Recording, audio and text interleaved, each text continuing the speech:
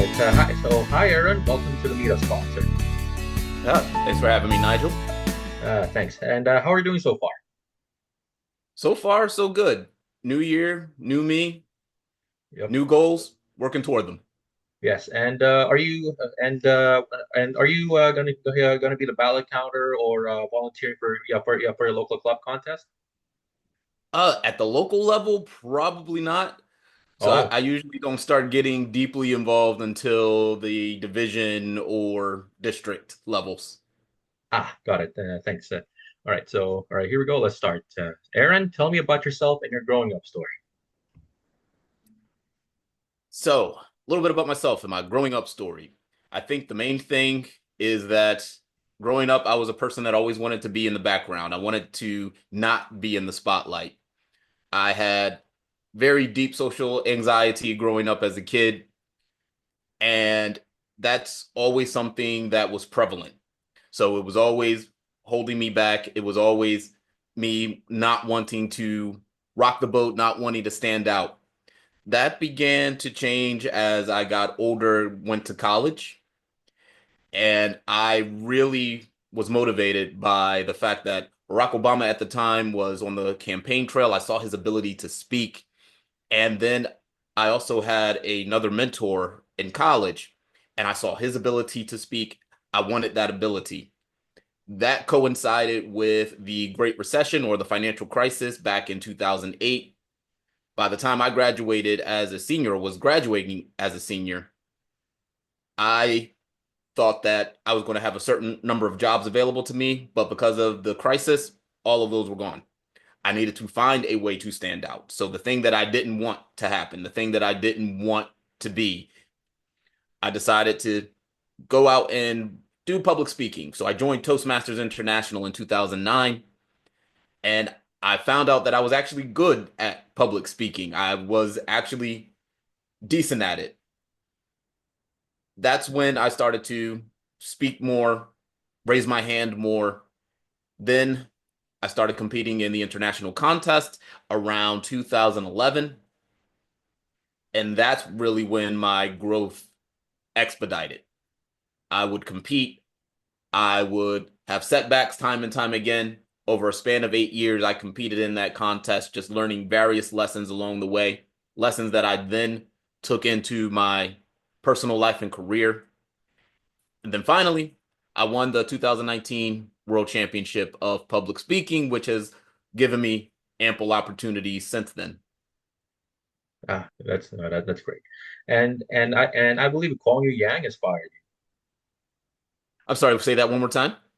And I believe Kwang Yu Yang inspired you to join the speech Oh contest, yeah, right? yeah, Kwang, yes, definitely. So I was inspired to compete in 2011 because of Kwang.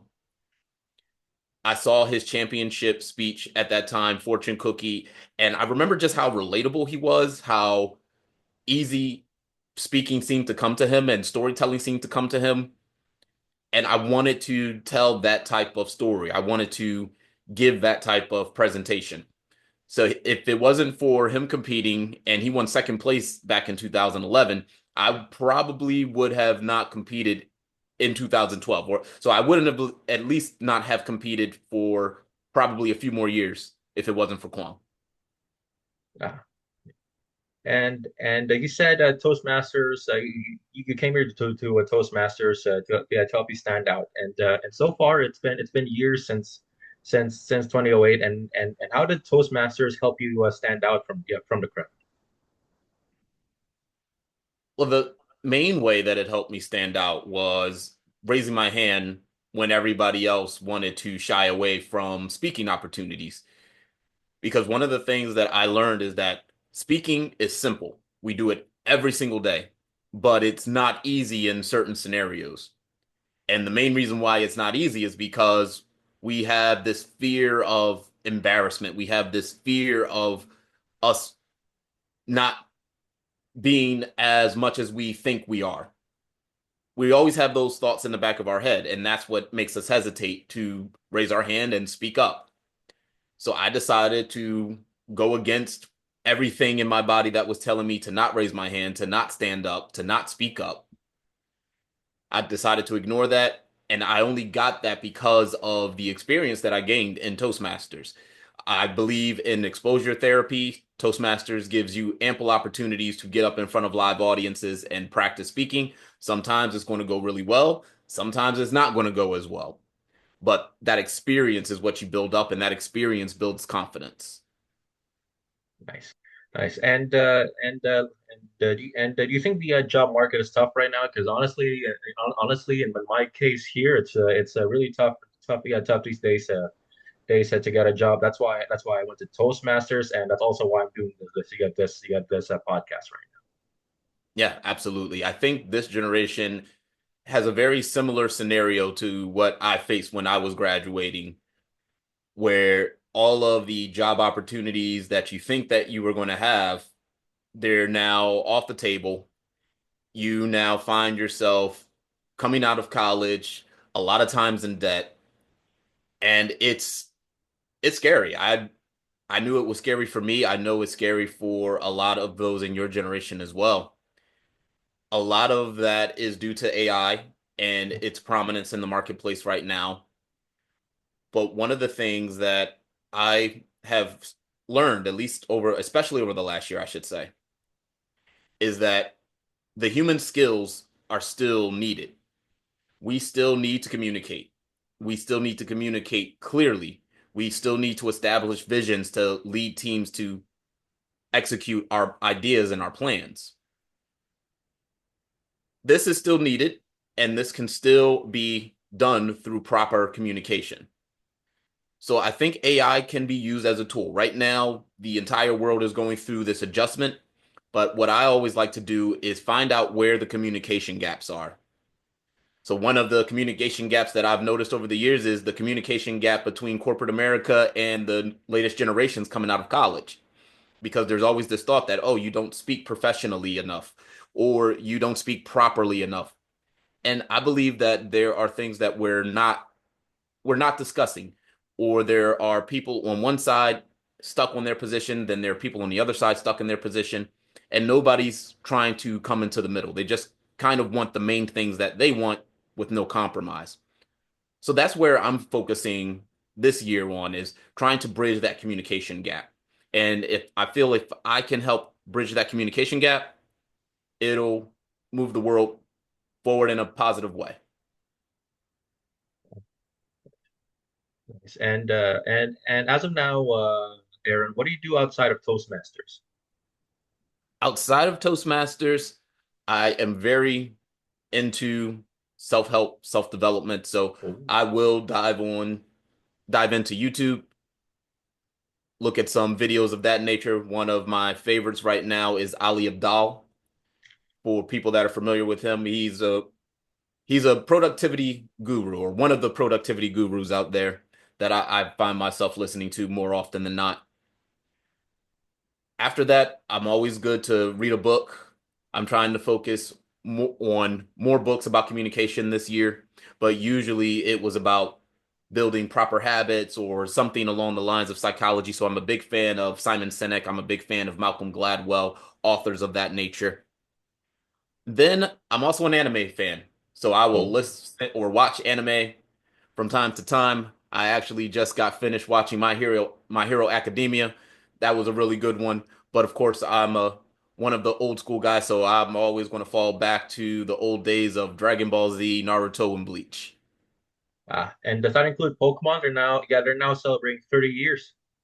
Yeah, Pokemon. That's another one where I don't watch it as much now, but I will also go back to season one of Pokemon and just remember the good old days back when there were only 150 Pokemon and now there's over 1,000.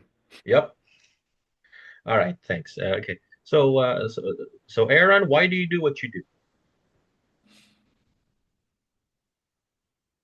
I've been asking myself that question a lot. Wow. Why do I do what I do? What am I doing it for? What do I want?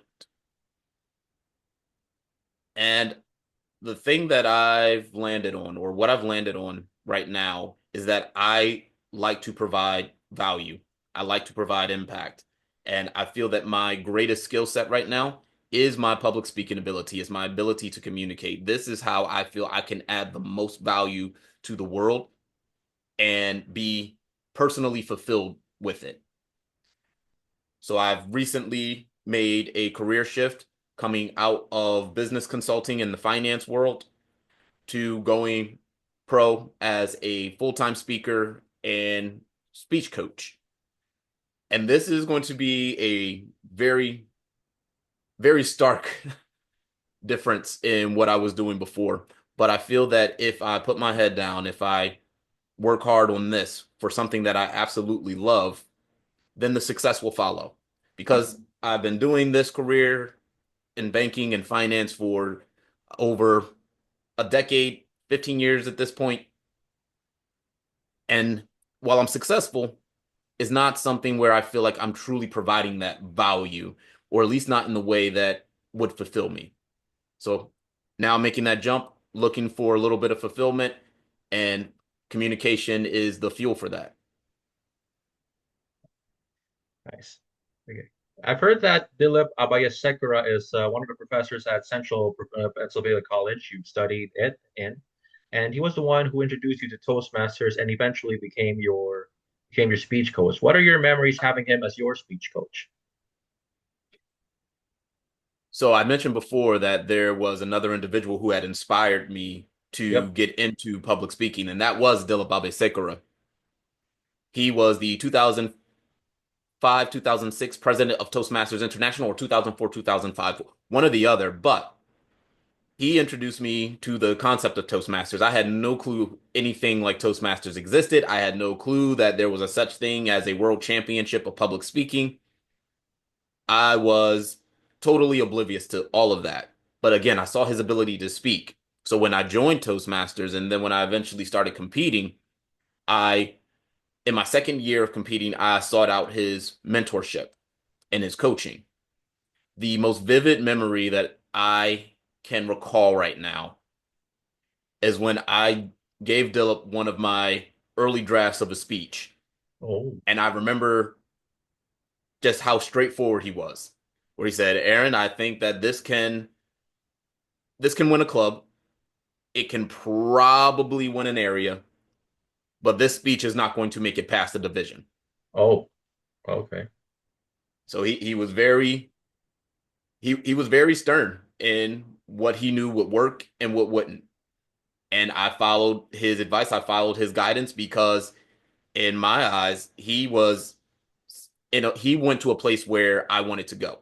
So while Dilip did not become a world champion of public speaking, he did win second place in 1992, I believe it was. And then Oh, he had been a finalist, I believe, the year after that. So a two-time finalist, and here I am, not even able to get out of the area contest. I'm not going to dispute it, so I'm going to do pretty much everything that he says. But it was that first draft that made me believe, like, okay, I have my work cut out for me by working with Dilip. it's beautiful. And is there anything that you've learned from him that stuck with you as of today? One of the things that Dilip always talks about, you can probably hear Dilip talk for about a good 10 minutes before you'll hear the power of the pause.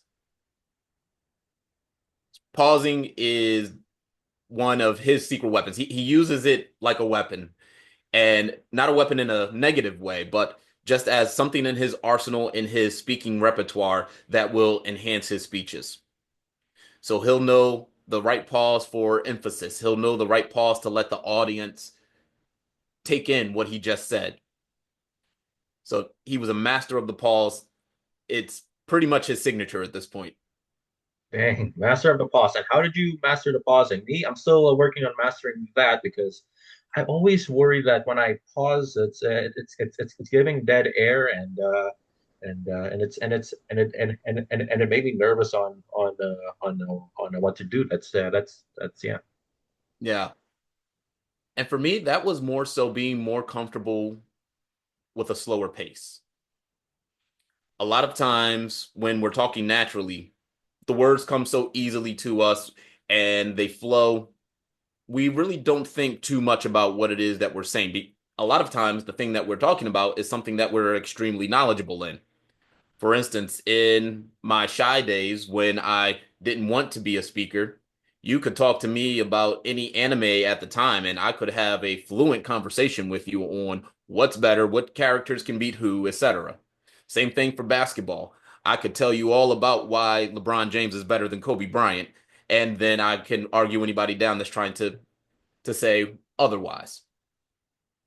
But when it comes to just general public speaking, when we start applying it to a professional setting, that's when we get more conscious.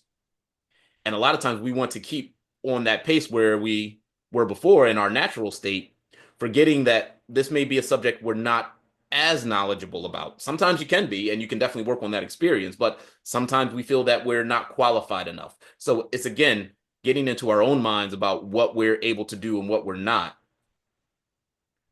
So when that happens, we become more conscious of our pauses or that dead air, as you said. And it makes us think like, oh, wait, by having this dead air, am I showing that I'm not capable enough? Am I showing that I'm not experienced enough? Those are all of the thoughts that are flashing in milliseconds in your head.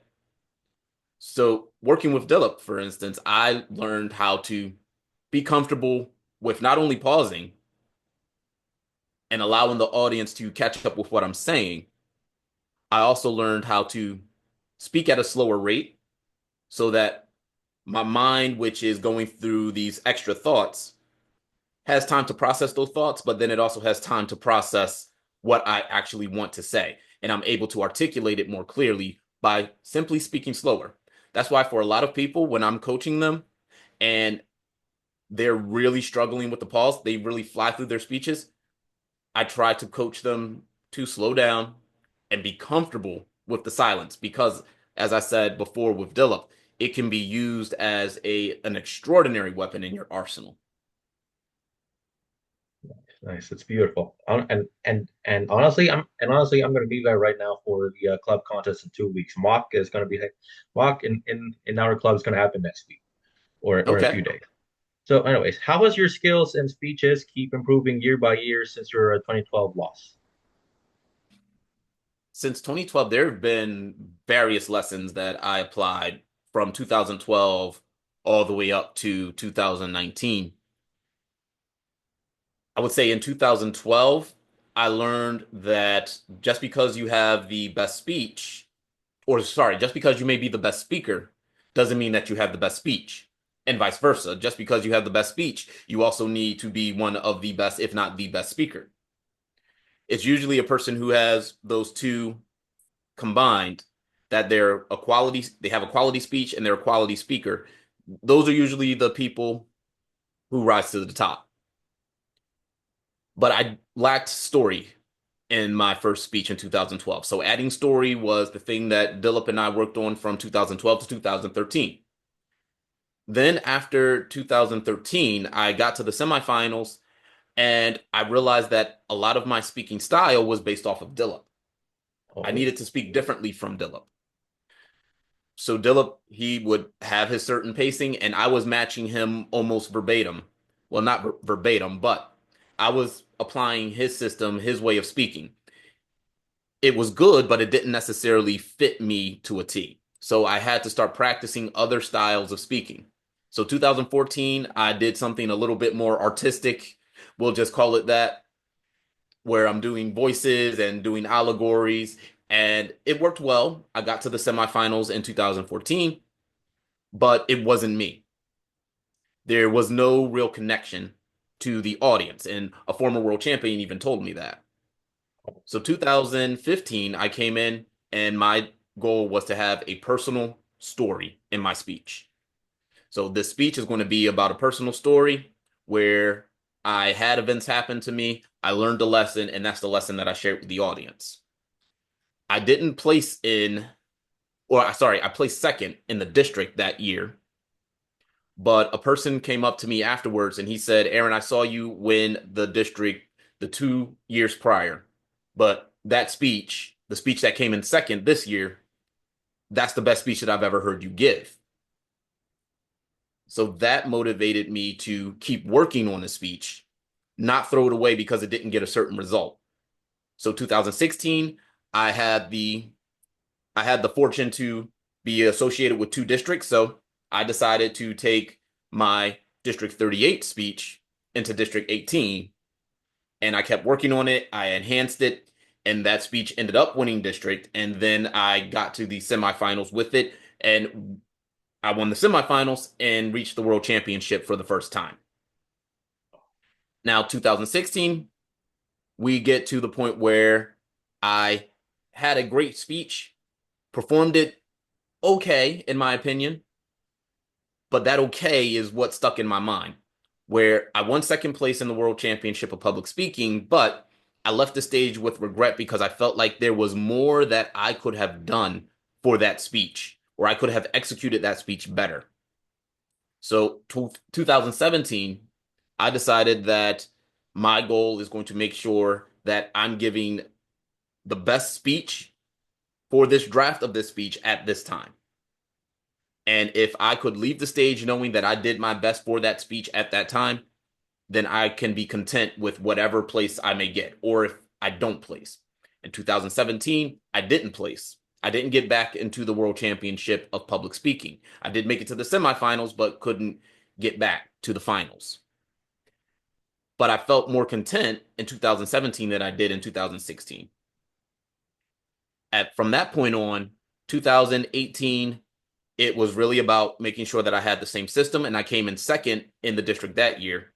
And I started to second guess myself. I started to second guess my systems because I went from the span from 2016 second place, 2017 semifinals, but didn't place. And then the following year, I didn't even get out of district. So I feel like I'm doing everything right in terms of my approach to speeches, the content that I'm creating, but I'm not getting the result that I want. So 2019 comes along, and I decided that this was going to be a year just focused on growth. So growing as a speaker and continuing to improve the speech that I'm giving every single round. Also making sure that the speeches have a deeper meaning to me that year. So I always ask myself two questions before any speech contest year. One, what is a skill that I really want to work on this year? And then two, what story do I want to tell, or what message do I want to give to the audience? If I can't answer either one of those questions, then I decide that I don't compete. But it really became about growing, enhancing myself as a speaker, enhancing myself, or enhancing my speech. And that ultimately won me the World Championship of Public Speaking. That's that's one heck of a story. Thanks. Okay, so let's see. Speaking of which, I got a question though. When it comes to doing speeches, do you do a different speech in every level or the same speech? So generally, for me, when I was competing, I always had two speeches.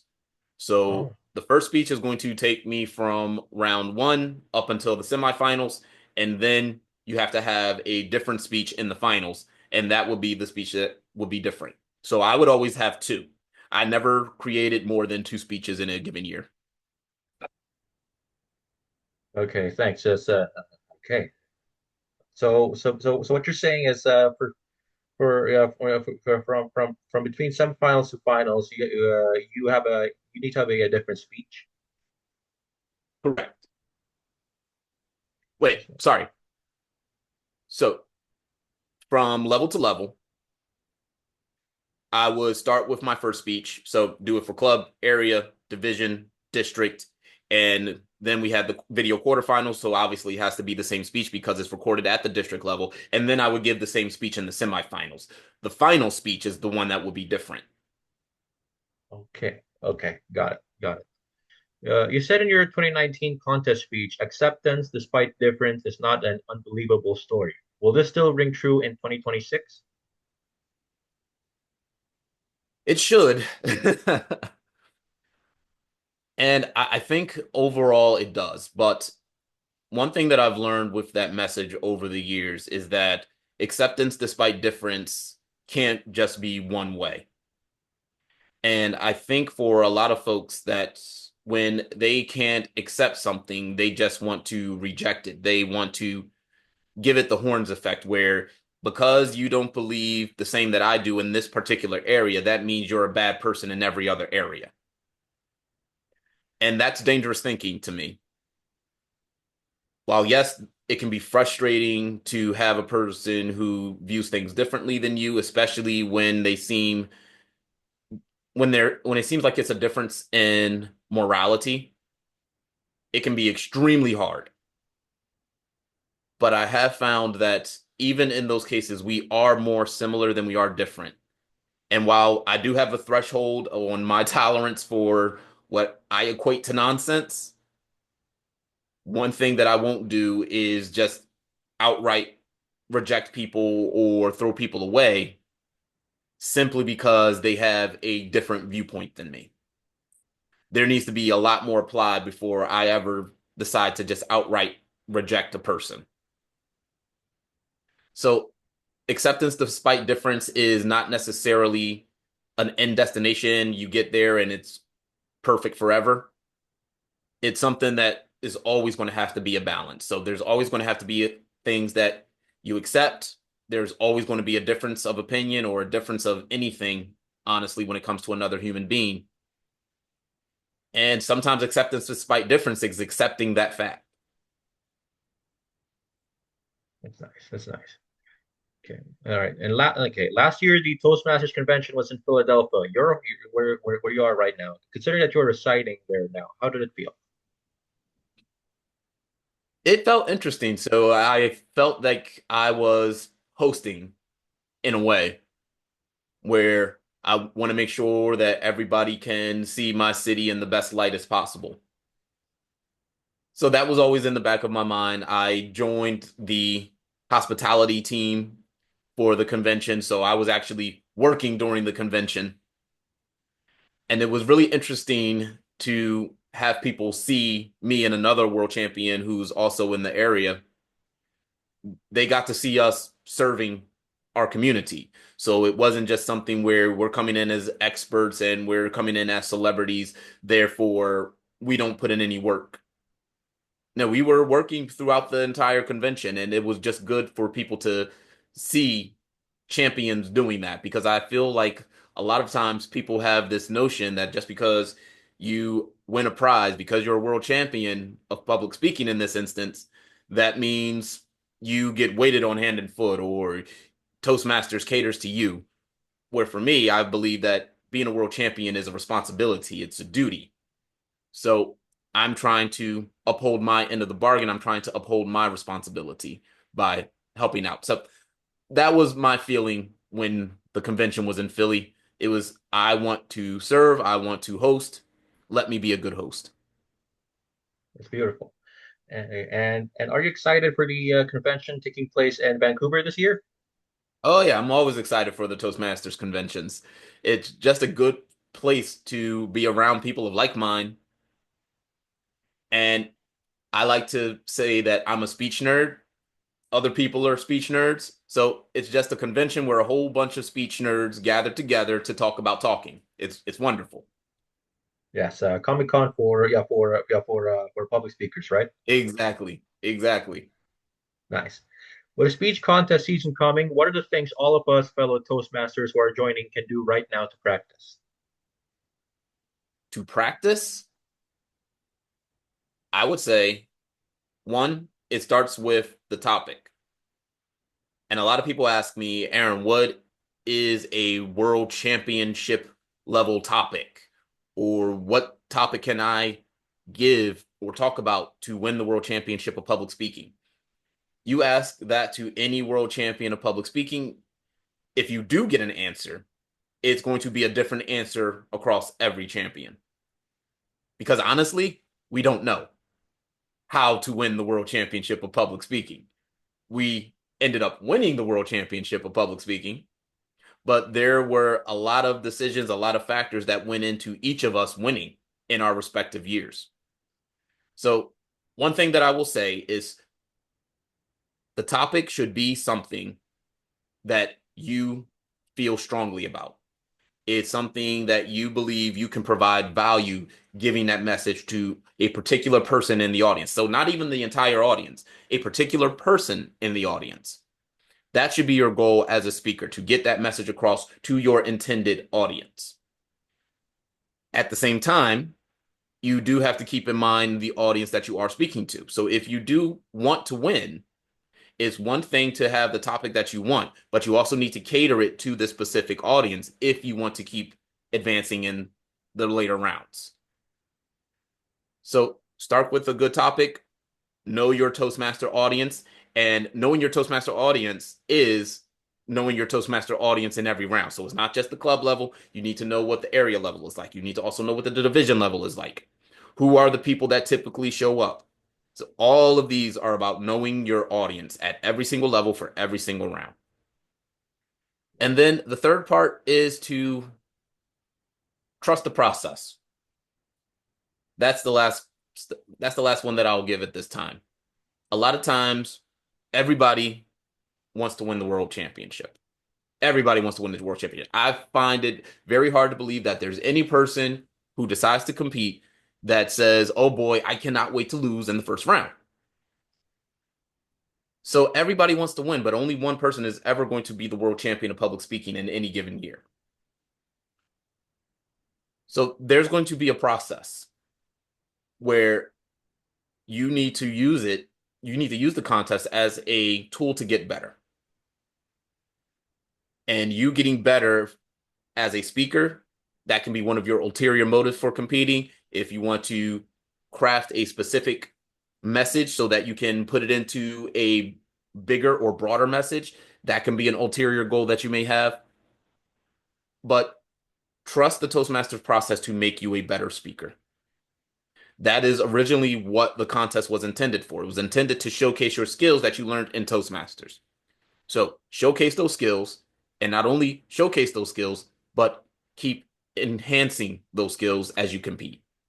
Again, trust the process. Yeah, thanks. And what's the work right now, or what does the work you do right now mean to you? Well, up until this coming Monday, I am a consultant at Deloitte. Oh, However, starting February 2nd, I will be a full-time public speaker and coach. okay. All right. So I guess that's all. I guess that's all for the questions. Are you ready for quick fire? Sure. Okay, here we go. Here we go. 90 seconds on the clock if you know how this is gonna work. So just answer questions quickly in under 90 seconds. Are you ready? All right. Here we go. One word to describe yourself. Quiet. Okay. What is your best public speaking tip? Speak. Best artist you love to listen to? Prince. Ooh, also Ali. One everyday item you can't leave without. Lotion. Mantra in life. Sorry, say that one again. Mantra in life. Get action. Teddy Roosevelt. Oh, nice. Best place in Philly for a good meal. Delisandros.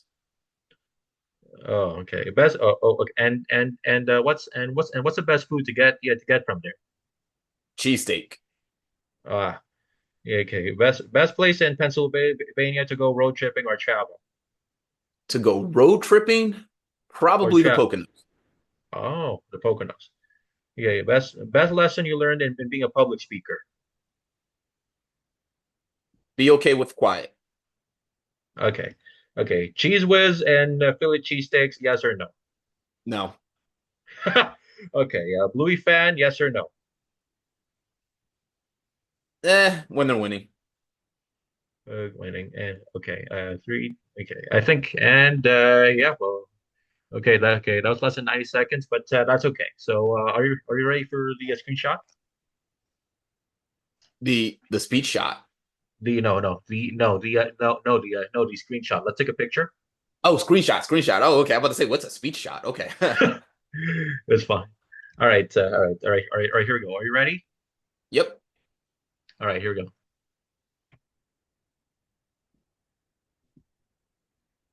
Again, thank you so much. Any last thoughts or comments? Last thought that I will say is that right now the world is in a major transition period, and we think that artificial intelligence is going to take over a lot. But at the end of the day, there's one thing that AI cannot take over, and that is our ability to be human. And one of the things that makes us human is our ability to communicate with one another.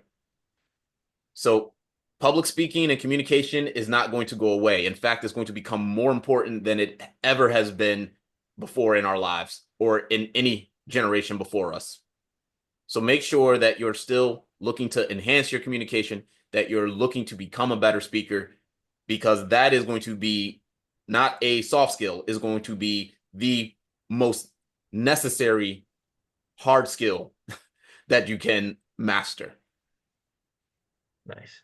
And anywhere we can find you, sir.